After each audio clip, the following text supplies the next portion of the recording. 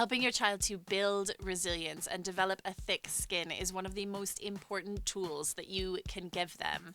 And today I want to break down a 4-step strategy that you can start using right away to help the children in your life develop the ability to overcome barriers and challenges that they may face. Hey, if you're new to the channel, my name is Maddie Wolf. Don't forget to hit that subscribe button. We talk about all things mindset and motivation related here. So be a part of this incredible community and hit that subscribe button. Today, I want to dive deep into a strategy that's going to be incredibly valuable for you if you're raising children or if you're in a position where you lead children or are able to provide guidance for them in some way or another. And it's a really simple strategy. I work with families every week to help children build resilience and develop a sense of self and confidence so that they can overcome the challenges that they may face. Because let's face it, as we go through life, there will always be difficulties that come up. And the key is not learning how to avoid those, it's learning to develop the tools within ourselves that we can handle those challenges and that we can become stronger each time we face a new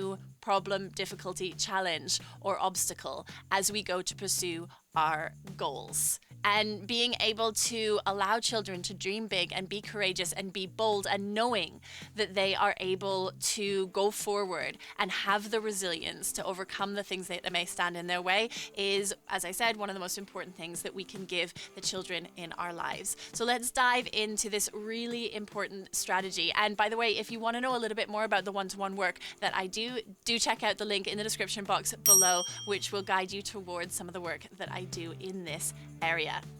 This simple 4-step strategy starts with having a conversation with the children in your life, having a conversation about what their strengths are.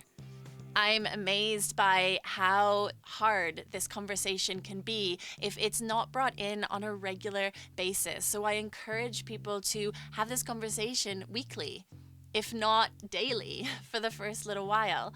And all it requires is to ask your child, what do you think your top 5 key strengths are? Or you can frame it in such a way, what do you think your 5 superpowers are? And knowing that they are able to answer this question in a safe environment and be able to brainstorm with you is a really important first step. When I do my one-to-one coaching with adults, this is often a conversation that we start with as well. Being able to call upon your unique strengths, the things that you are able to bring to in any situation, is so crucial in understanding our own sense of purpose and having a strong sense of self. And yet, so few people actually have this conversation with themselves, let alone with their children. So I want to really encourage you to do this if you haven't done it already. Now, when we talk about those 5 key strengths, we're really asking our child to brainstorm what makes them strong in a unique way based on their personality or their individual character.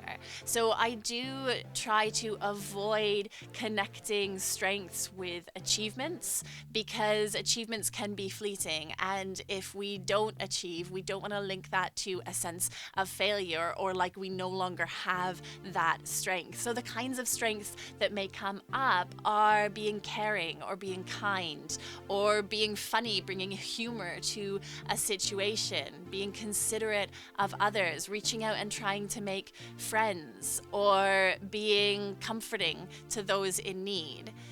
Ask your child to start the brainstorming process. But then, of course, feel free to interject your thoughts and your ideas. It's important that your child feels that they can come up with some of these strengths on their own, that they can consider what they have to offer. And it's often very revealing as a parent or as a carer to hear what they perceive their strengths are. Now, don't get frustrated if it's not easy to begin with. Some children just simply don't think about themselves in that way. And yet, if we can encourage them to be aware of those strengths, then they begin to develop a sense of confidence and a sense of self-assurance that they know they have these strengths to carry them through.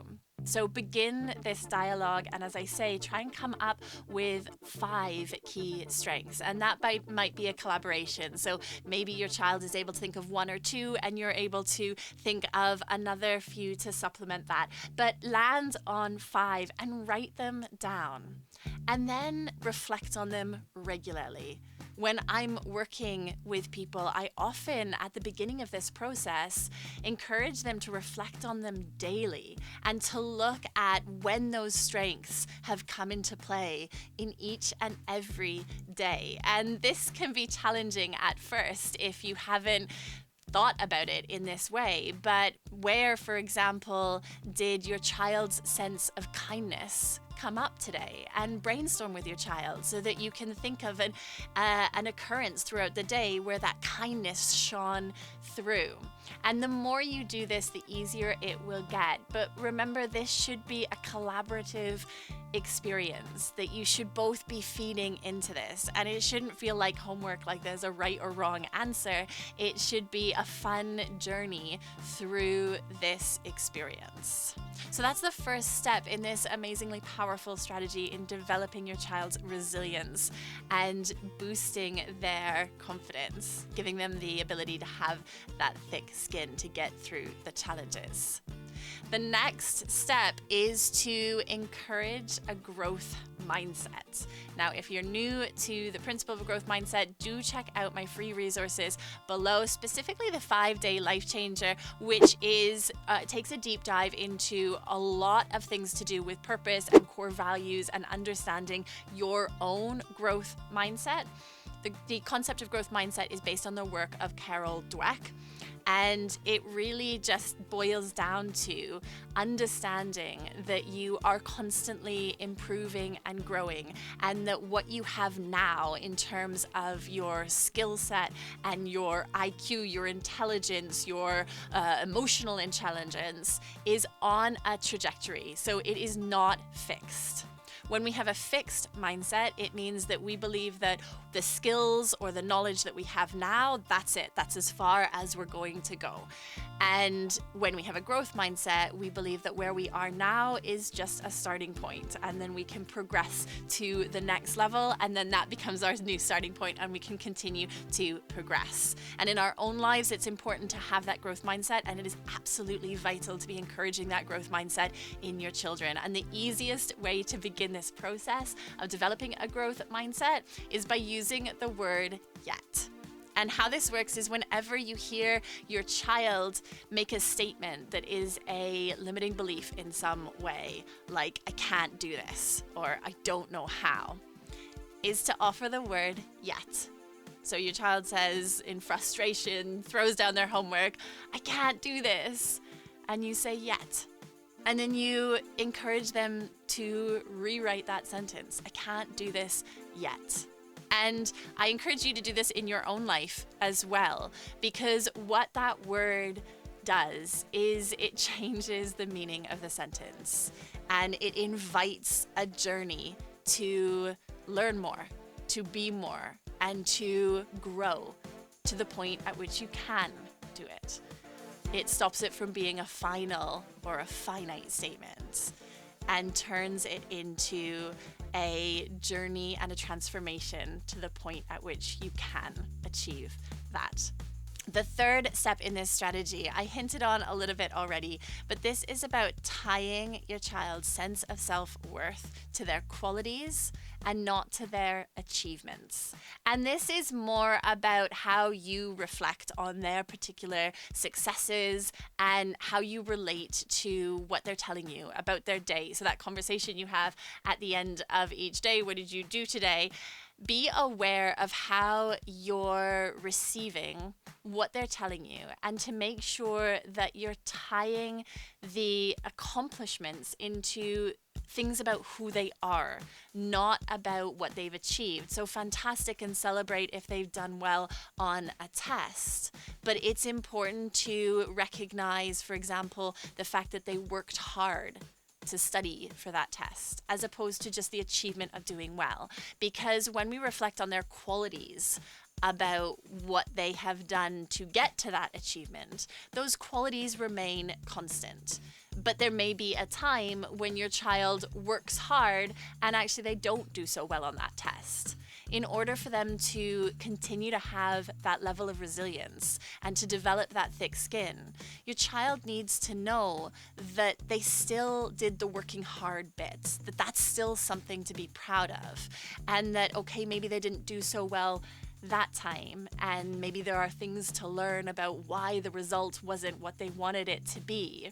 We don't tie their sense of self-worth into the achievement, because then when the achievement doesn't come through, they don't lose their sense of self-worth. That self-worth is still there, but maybe they can find some new strategies for doing better next time.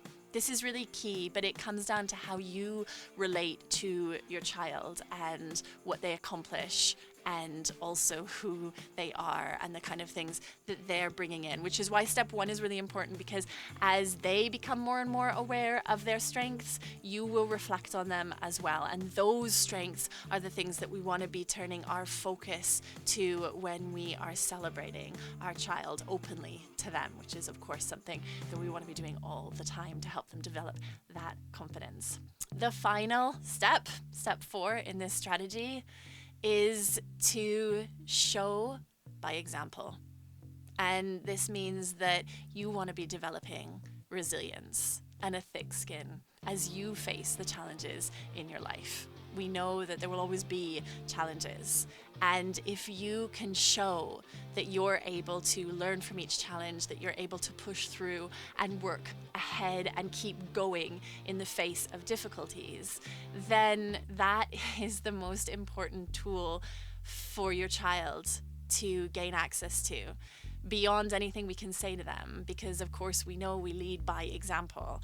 And if you are faced with a challenge and that throws you way off track, or you refer to it as a failure or show that it's completely derailed you, then they will learn that that is how we respond to difficulties. Whereas on the flip side, if you can experience that challenge with strength and not let it knock you as a person, not let it affect your sense of self-worth, but to just give you a boost of courage to armor up and to keep going, then you will be teaching your child that that is how we face difficulties.